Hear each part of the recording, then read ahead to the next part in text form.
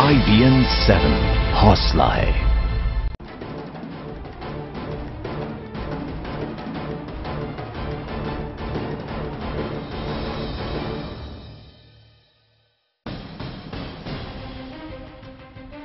अब कुछ यहाँ बदलाव करेंगे तो हो सकता है मुसलमान कहे कि भाई हाँ मोदी साहब जिंदाबाद। तो एक बार मियाँ, एक बार मोदी, एक मनी।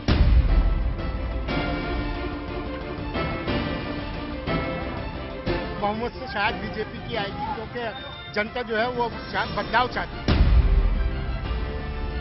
दिल्ली का दर्द कौन हमदर्द में आपका एक बार फिर स्वागत है। मैं हूं प्रतीक त्रिवेदी और आज हम बात करेंगे 13% आबादी की। जी हां, दिल्ली की 13% आबादी, मुस्लिम आबादी की बात करेंगे और बात करेंगे उनके हालात की, बात करेंगे उनके मसाइल की, समस्या की, इश्यूज की। तो आज हम चलेंगे दिल्ली के मुस्लिम आबादी वाले इलाकों में और वहां पर क्या है मुद्दे, किस तरह की हवा है, बयार है, जानने की कोशिश करेंगे।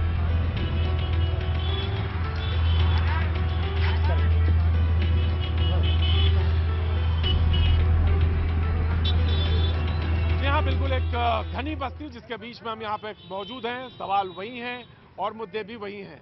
हम सिलसिला भी जोड़ेंगे, समस्याएं भी जानेंगे और बात भी करेंगे।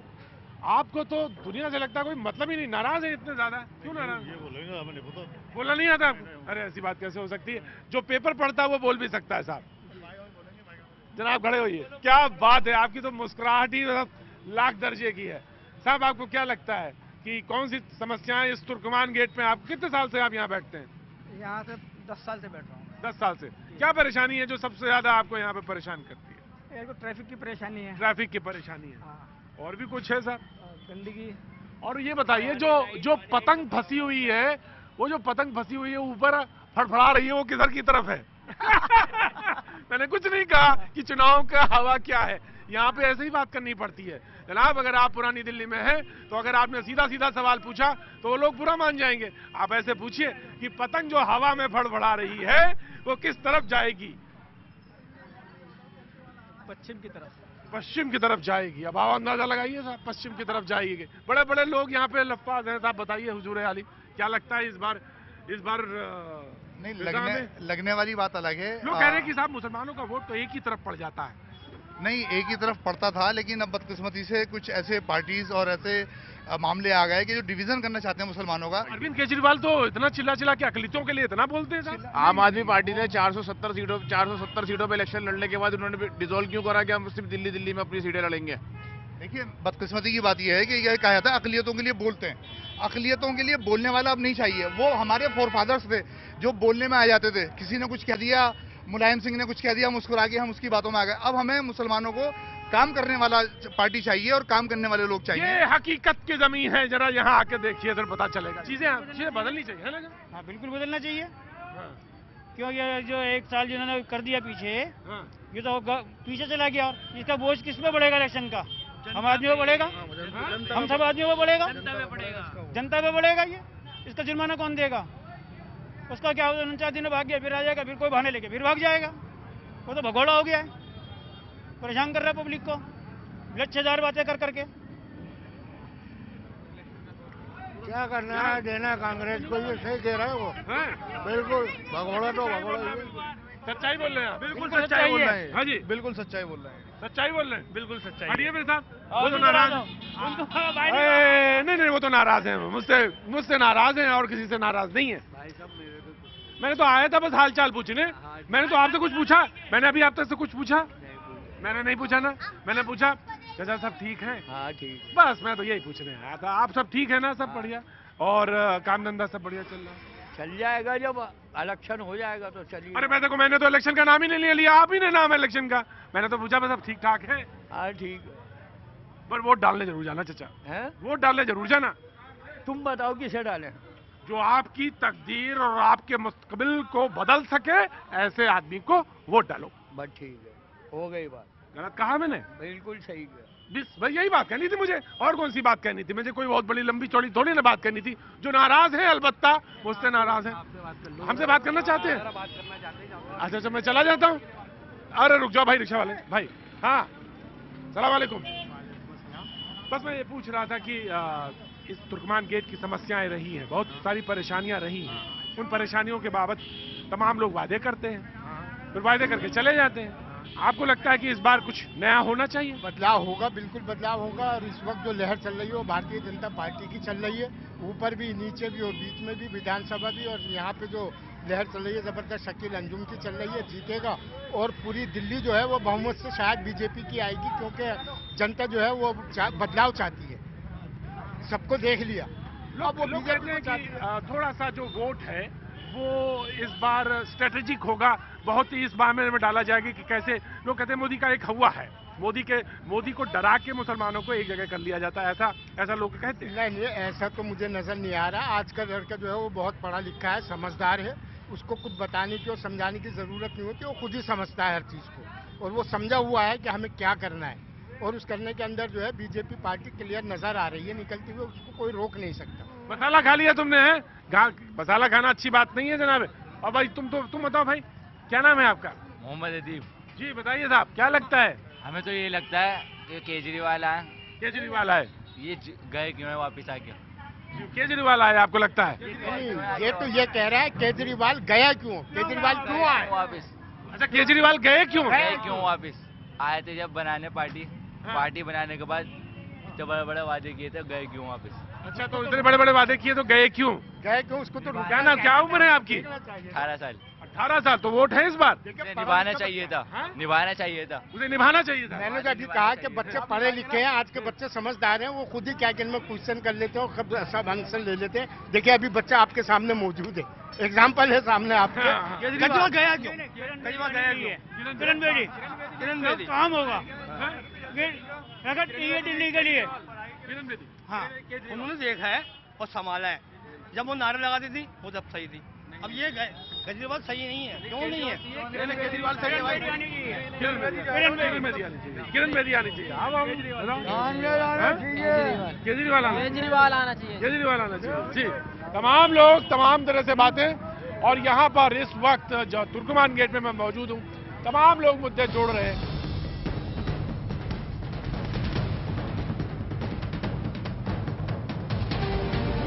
जी हाँ, इस वक्त हम मौजूद हैं अबुल फजल इनक्लेव में। और जैसा मैंने पहले कहा आपसे कि आज हम बात कर रहे हैं दिल्ली की उस 13% आबादी की जो 20 से 22 सीटों पर फैसला करती है। बात सिर्फ 20 और 22 सीटों का नहीं है, बात कहीं इससे ज्यादा और है। जी हाँ, आखिर वो मुद्दे कौन से हैं, वो मसाइल कौन से हैं और वो समस्याएं कौन सी हैं जो ये 13% आबादी और इसके साथ साथ वो इलाके, जिस इलाके में मैं मौजूद हूं, अबुल फजल इनक्लेव, अगर बात करें यहां कौन कौन रहता है तो 10 IAS, 15 IPS और लगभग 500 यूनिवर्सिटीज के प्रोफेसर्स रहते हैं। लेकिन अगर मैं इलाके की तस्वीर आपको दिखा दूं तो यकीन मानिए आप यहां आना नहीं पसंद करेंगे। वैसे तो कहने के लिए तो बहुत खुशनुमा, एकदम गोमती का किनारा, यमुना का किनारा है, लेकिन यहां पर रहने वाले ही बता सकते हैं कि अंदाज यहां पर क्या है। साहब, मैं आपसे शुरुआत करूं तो यहाँ पे इतने बड़े बड़े लोग, नामचीन लोग रहते हैं, लेकिन समस्याएं इलाके की। और बड़े तकलीफ की बात है, अभी आपने सारी बातें बताई कि यहाँ पे ये इंटेलेक्चुअल की कॉन्स्टिट्यूंसी है, उसके बावजूद भी यहाँ पे जो बेसिक एमिनिटीज हैं वो बिल्कुल नील हैं। और जो भी यहाँ के रिप्रेजेंटेटिव रहे हैं उन्होंने यहाँ बिल्कुल ध्यान नहीं दिया है। और मैं आपको बताना चाहता हूँ कि इतने बड़े एरिया में आज तक पीने का पानी नहीं है। ये वो इलाका है जो, अगर हम बात करें तो पूर्वांचल यानी उत्तर प्रदेश के पूर्वी भाग से, बिहार से तमाम बड़ी आबादी यहां पर रहती है, लेकिन सिर्फ साफ आबादी को आबादी की तरह ही देखा जाता है। और यहां पर शायद कभी कोई मुड़ के वापस नहीं आते। जब आप मुस्कुराते हैं हुजूर तो मुझे लगता है कि सारी बात आपने कह दी, उससे ज्यादा कुछ कहने के रह ही नहीं जाता है ना साहब? सही कह रहे हो, आता नहीं मुड़ के देखने के लिए, कोई भी नहीं मुड़ के आता, कोई डेवलपमेंट है ही नहीं इस एरिया में। और आप पूछेंगे कि ये मुस्कुराते क्यों है, तो मैं ये बता देता हूं कि दर्द का हद से गुजरना है दवा हो जाना। तो साहब क्या ना करें, मुस्कुराए ना तो करें क्या। बहरहाल साहब बताइए, हालात क्या तो मैंने जान लिया, उन्होंने बता दिया। और इलाके की क्या समस्याएं हैं? सबसे बड़ी समस्या मुझे नजर आती है वो है सीवरेज की प्रॉब्लम जो है। और अगर कुछ थोड़ा बहुत काम भी होता है तो अगर सीवरेज आप डाल रहे हो तो आप अगर इतनी मोटी सी पाइप डालोगे तो इतने सारा वेस्टेज जाएगा तो वो तो बिल्कुल जाम हो जाता है। पैसे भी खर्च हो रहा है, लेकिन वो पैसे का क्या हिसाब हो रहा है? 2 साल में काम खत्म हो, बेकार हो जाएगा वो। उसके बाद फिर आपको फिर सीवरेज की वही प्रॉब्लम। अगर कुछ खर्च भी हो रहे हैं तो पैसे कहाँ जा रहे हैं? पब्लिक टैक्स पे करती है, वो कहाँ जा रहे हैं? आखिर कहाँ जा रहे हैं, ये सवाल है। लोग पब्लिक पूछती है आखिर पैसे कहाँ जा रहे हैं। जानती है वैसे पब्लिक पैसे कहाँ जा रहे हैं, क्यों साहब? सारे के सारे नेता जितने भी आए अब तक जो है उन लोगों ने अपना जो है बनाने के अलावा दूसरे को कुछ मुड़ के नहीं देखा, मतलब जो है। अच्छा, आबादी की जो शुरुआत हुई थी वो ये था कि जैसे प्लॉटिंग्स हुई थी, मतलब जो है एक प्लॉट माने एक मकान जो है, लेकिन यहाँ ये हुआ कि साहब एक मकान में 20 फ्लैट्स में 20 जो है मतलब वो फैमिलीज जो है मतलब जो है। तो अब जो प्लॉट्स के हिसाब से जो भी नक्शा खींचा गया तो वो नक्शा सारा का सारा फेल है। और हमारे लीडर्स जो है मतलब जो है यानी एक तरह से बल्कि और ज्यादा बढ़ावा देते हैं यहाँ भाई जो फ्लैट सिस्टम बढ़े, जो मतलब और लोग बढ़े, सिस्टम जो है मतलब जो है वही रहे और बाकी लोग बढ़ जाए, मतलब जो है अब लोग बढ़ गए लेकिन जो है मतलब उसके हिसाब से। बेटा यहाँ पे बरसात में क्या हालात होते हैं? वैसे तो ये सवाल बेईमानी है, लेकिन मुस्कुराते हुए लोग ये सवाल कर, लेकिन मैं पूछना चाहता हूँ बेटा। अंकल यहाँ बहुत पानी भर जाता है और बहुत ही ज्यादा खेलने के लिए किसी चीज की जगह ही नहीं रहती, खेलने के लिए मैदान नहीं है और पानी इतना भर जाता है कि नावें जो हैं, ये जो कि पीछे ये बोझ करीबन 9-8 किलो का लदा है, मन करता है कि इसकी सारी नावें बना के उनको कश्तियां उनको दिखा दें जो शायद कभी यहाँ आते नहीं है हालात देखने। वक्त तो ऐसा ही है साहब, क्यों जी? जी हाँ, मैं जैसा कि भाई ने कहा डेवलप नहीं है, मैं इससे ज्यादा इत्तेफाक नहीं रखता। हाँ। ऐसा नहीं कि काम नहीं हुआ है जी, लेकिन हाँ थोड़ा स्लो है। काम हुआ है, काम तो हो रहा है। ये भी एक अच्छी बात है कि लोगों ने काम हो रहा है, काम चल रहा है और स्लो है थोड़ा सा, लेकिन चल रहा है काम, है ना साहब? क्या हिंदुस्तान की जनता है भाई साहब। हम नहीं चाहते साहब। हाँ? हम बदलना नहीं, हम नहीं बदलना, हमें कोई मतलब ही नहीं बनता। सड़क बन गई, पता है खराब मटेरियल छोड़ दिया, ठीक है करेगा कोई। कंप्लेंट करने के लिए हम सब खड़े हो गए। एक कहीं कोई आदमी जिम्मेदार है कि मैं कुछ कह सकूं उस पर, तो मेरे के पास टाइम नहीं है। वो नेता जो अपने घर नहीं सुधार सकते, वो एरिया को कैसे सुधार देगा? वो कैसे सुधार देगा? तो इस बार क्या लगता है कि कुछ ऐसा लाया जाए जो सुधार सके? हमेशा की तरह होता रहा है जैसे वही होगा। हम अगर सोते रहे तो सोते ही रहेंगे और नेता आएंगे रोज। अच्छा, इस बार अगर मान लिया जाए कि हम सब जाग गए हैं, तो जाग के रहने का सबूत कैसे दिखेगा? कैसा होगा इस बार सबूत? जागते रहने का मतलब, जागते रहने से मेरा मतलब, मैं चुनाव से सीधा सवाल पूछ रहा हूँ साहब। मुझे अपना दाएं बाएं ना घुमाइएगा मुझे गलियों में, क्योंकि पेचीदा गलियों में भूल जाऊंगा। साफ बात बताऊँ, सबसे पहले हमें ये देखना चाहिए कि वो आदमी कैसा है, जो हमारा नेता है। वो 2 पैरों पे चलता है, 2 हाथ हैं उसके साथ, आप बताइए। अब वो सबसे पहला मेरा ये कि वो आदमी कैसा, ये भी देखिए, पार्टी ना देखिए। अच्छा आदमी है, उसके लिए काम अच्छा आदमी है। और ये बात बिल्कुल इन्होंने बिल्कुल एकदम ऐसे घुमा फिरा के बताई है, बिल्कुल सीधी नेताओं वाली। पूरे गुण हैं इनमें नेता बनने, चुनाव लड़ने के, यकीन मानिए पूरे के पूरे गुण हैं चुनाव लड़ने के आपके। हाँ, मैं जानता हूँ आपको कहीं जाना है। इन्होंने कहा कि ऐसे आदमी को चुनिए जो बेहतर हो। ये तो बात सभी कहते हैं, पर कौन सा चुना जाए, किससे चुना जाए? इस बार हवा क्या कहती है साहब? नहीं देखिए, ऐसा है बीजेपी, कांग्रेस और आम आदमी पार्टी तीनों वायदे करते हैं, वायदे खिलाफी करते हैं। अच्छा जी।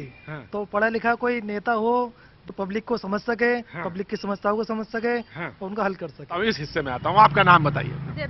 ज़ेबा, आपको क्या लगता है ये चुनाव कैसा होने वाला है इस बार और मुद्दे क्या से रहने वाले हैं? इस बार हम अच्छी पार्टी को लेके आएंगे। अच्छी पार्टी?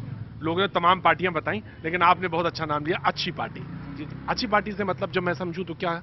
जो कैंडिडेट एजुकेटेड हो, यहाँ को अच्छा बना सके। आप उस पे गौर करेंगी क्योंकि आपको लगता है कि आपका इलाका बहुत पिछड़ा है। आपको इलाका लगता है कि लोग तो अच्छे रहते हैं लेकिन सुविधाएं वहाँ पे वो नहीं है। जी। तो उसके लिए क्या आपके सामने तस्वीर सामने क्या होगी आपकी जब वोट डालने जाएंगे आप? मैं मिसाल के तौर पर बताऊं कि आपको क्या लगता है कि जो कैंडिडेट्स हैं उनमें पार्टी पहले देखेंगी या कैंडिडेट देखेंगी? यहाँ पे जो तस्वीर बनती हुई नजर आ रही है उसमें सबसे अहम ये बात है कि हम कैंडिडेट देखना चाहते हैं, कैंडिडेट को देख के वोट देना चाहते हैं जो हमारे इलाके को समझे, हमको बेहतर समझे और हमारी बरसात को सबसे बेहतर समझे। क्यों हुजूर अली? बरसात को बेहतर समझे क्योंकि बरसात के हालात तो यहाँ पर बहुत बुरे हो जाते हैं, मतलब बिल्कुल जो सारे जहाँ में निकासी पानी गए नहीं कहीं से। इस सरकार में जो अभी मोदी की सरकार है और मोदी जी का स्टेप ठीक है, हर चीज में अपना है। मुख्तार साहब को भी उन्होंने मिनिस्टर बना दिया, लेकिन चलिए दो लोगों में से आपसी 2 मुस्लिम लीडर्स हैं, उसमें होता है ये कोई ऊंचा कोई नीचा होता है। मुझे लगता है कि सरकार में कुछ बेहतर कदम ये उठाएंगे क्योंकि जो उन्होंने वहाँ गुजरात में किया, अब कुछ यहाँ बदलाव करेंगे तो हो सकता है मुसलमान कहेंगे भाई हाँ मोदी साहब जिंदाबाद। तो एक बार मियाँ, एक बार मोदी, एक मनी, 3 पावर काम कर रहे हैं। वाह, क्या फिर से बताइए साहब? मियाँ मोदी मनी, ये 3 चीजें काम कर रही हैं। तो अब मियाँ के साथ जो है मोदी के साथ मियाँ लग जाएगा, मियाँ मोदी मनी। तो मनी से अगर मुसलमान को डेवलप करेंगे, विकास करेंगे, तालीम की तरफ बढ़ाएंगे तो मुसलमान की ज़हनियत बढ़ेगी। मैं आपका नाम जानना चाहता हूँ। अच्छी कम आपने बताई है ये क्वेश्चन, क्या नाम है आपका? अतहर मेरा नाम है जी। अतहर साहब, ओहो, मैं अतहर साहब के घर के सामने ही खड़ा हूँ और इन्होंने ये एक अच्छी क्वेश्चन बताई है और ये मीडिया से ताल्लुक रखते हैं, लिहाजा इन्होंने एक अच्छी क्वेश्चन बताई, अच्छी सोच। लेकिन जो बिल्कुल एकदम बच्चा सामने खड़ा है वो हमारा भविष्य है, हमारा कल की रोशनी है, लिहाजा मैं उससे जरूर बात करूंगा। क्या नाम है तुम्हारा? मोहम्मद अदनान। अतहर साहब की कुछ बात तुम्हारे समझ में आई या तुम्हें अपनी बात कहना चाहें या तुम्हें बस्ते का बोझ कम करना है? कुछ बताओ, बोलो, क्या जो तुम्हारे जहन में है वो बोलो। हाँ, अभी तो कुछ नहीं है, कुछ जहन में नहीं है, लेकिन जब तुम आ रहे थे जैम मिला था दिल्ली में और अभी जाओगे, कुछ लगता है इलाके में कुछ बदलाव होना चाहिए, मैदान होने चाहिए? हाँ बिल्कुल होना चाहिए। गली में हम लोग खेलते हैं तो लड़ाइयाँ होती हैं, लड़ाइयाँ बहुत होती हैं, पर लोगों को भी नुकसान पहुंचता है। हम लोग चाहते हैं कि ये नुकसान ना हो, लेकिन मेरे लिए खेल का मैदान हो। अरे क्या मांगता कुछ नहीं है हुजूर, सिर्फ एक छोटा सा खेल का मैदान मांगता है। और ये अबुल फजल इनक्लेव में मैं मौजूद हूँ, तमाम गलियों के बीच में ये बहुत बड़ी समस्या। इधर आइए, पास आइए मेरे। क्या नाम है? मोहम्मद अनस। जी अनस साहब, बताइए किस क्लास में हैं आप? 7th में। तो कुछ हो रहा है दिल्ली में जिसके लिहाजा ये सारे लोग इकट्ठा? क्या होने वाला दिल्ली में? इलेक्शन होने वाले हैं दिल्ली में। अच्छा, इलेक्शन होने वाले हैं। अच्छा, तो इलेक्शन में क्या कुछ होगा इस बार? लगता क्या है? कुछ हवा फिजा कुछ बताती है? कुछ क्या लगता है? चेंज होने वाला है इस बार दिल्ली। इस बार दिल्ली चेंज होने वाली है? जी, जबरदस्त चेंज आने वाला है जी। और इस वक्त हम पहुंच चुके हैं पुरानी दिल्ली के, जी हाँ पुरानी दिल्ली में, और जहां मैं मौजूद हूं Anglo Arabic senior secondary school. यहां पर मौजूद तमाम, यहां पर उस आबादी के जिसकी हमने बात करी थी, 13% उस आबादी के लोग, यहां पर गणमान्य लोग मौजूद, जिनका तारुफ भी कराना जरूरी। ऑल इंडिया इमाम एसोसिएशन के प्रेसिडेंट हमारे साथ मौजूद हैं और यहाँ पर डॉक्टर सदार खान साहब मौजूद हैं, ऑल इंडिया शिया सुन्नी फ्रंट के पदाधिकारी हैं, यहाँ पे उसके सदर ऑल इंडिया शिया सुन्नी फ्रंट के मौजूद हैं, आरडब्ल्यूए के लोग हमारे साथ मौजूद हैं, तमाम लोग यहाँ पर मौजूद। और जी अरे बशीरुद्दीन चाचा, आपको कैसे भूल सकते हैं? क्या कहना चाहते हैं? देखिए, कहने को बहुत खुश था, अगर कहने पे आते अपनी तो याद आते, हम कुछ नहीं कहते। कहते हैं ना छेड़ ऐ निकते बादे बहारी, चल राह ले अपनी, तुझे अकेली सूझी, हम बेजार बैठे हैं, इलेक्शन का टाइम है। अरे भाई इलेक्शन का टाइम है, लोग बाग खड़े हो गए लाइन में, जो नहीं लड़ने वाला तो वो भी लड़ रहा है। हर पार्टी अपने कैंडिडेट को आगे लेके दौड़ रही है। डॉक्टर सदार खान साहब के सामने आना चाहता हूं, इधर उनके सदर भी खड़े ऑल इंडिया शिया सुन्नी फ्रंट के। जी मैं जानना चाहता हूं डॉक्टर साहब कि क्या इस बार मिजाज रहेगा, जहां तक सवाल है चुनावी और उसका? देखिए, चाहे वो भारतीय जनता पार्टी की बात हो, चाहे कांग्रेस की बात हो, चाहे आम आदमी की पार्टी की बात हो, कांग्रेस को इतना बड़ा झटका लगने के बाद भी कांग्रेस को इतना नहीं रहा कि अभी भी उसने 6 सीटें सिर्फ मुसलमानों को दी, जबकि कम से कम 10 से 15 सीटें मुसलमानों को देनी चाहिए थी। मुझे बहुत ज़्यादा अफसोस के साथ कहना पड़ रहा है, उससे ज़्यादा खतरनाक हमको लगा कि आम आदमी पार्टी कुछ करके दिखाएगी, वो कांग्रेस से भी ज़्यादा निकली कि उसने 5 सीटें से मुसलमानों की दी। मुस्लिम वोट बीजेपी को जा रहा है 15 से 20%। बिल्कुल डेफिनेटली। और उसकी वजह क्या है कि एक ऐसी अच्छी ईमानदार छवि की लेडी को सीएम कैंडिडेट घोषित किया है, जिनका नाम किरण बेदी है। वो बिल्कुल बेदाग हैं, शासन प्रशासन पर उनकी गहरी नजर है। मैं समझता हूं उनके आने से बीजेपी मजबूत होकर आई है और जो सेकुलर मुस्लिम वोट हैं वो सब के सब उनकी तरफ जाएंगे। माइनॉरिटी से मुस्लिम है, लेकिन चुनाव मटिया महल से लड़ रहे हैं, तो इनका कहना है कि माइनॉरिटीज के लिए कभी कुछ नहीं। सबसे पहले तो मैं अपने भाई की बात का जवाब दे दूं। हम ये मानते हैं कि नफरत से नफरत तो खत्म नहीं किया जा सकता, अंधेरे को अंधेरे से नहीं मिटाया जा सकता। हम उनके और अपने बीच की दूरियां जो है उसको खत्म करने के लिए पुल का काम करेंगे। अपने मुद्दे जब तक हम उन तक पहुंचाएंगे नहीं, और जब आपका एक नुमाइंदा उनके पास जाएगा, उनके बीच में जाएगा, तो वो आपकी जो मसाइल है उनके लिए बात कर सकता है, खुल के बात कर सकता है। बोलिए। हर तरफ जश्न हो, हर तरफ जश्न हो, हर चेहरा खुशी से दमके, हर चेहरा खुशी से दमके, या इलाही तू मेरे देश में ऐसा कर दे। हिंदू मुस्लिम सिख ईसाई में फर्क न कर पाए कोई, अपनी रहमत का कुछ ऐसा करिश्मा कर दे, या इलाही तू मेरे देश में ऐसा कर दे। और वो अब होगा, मोदी के आने के बाद होगा। जी तो सफर जारी है, बने रहिए।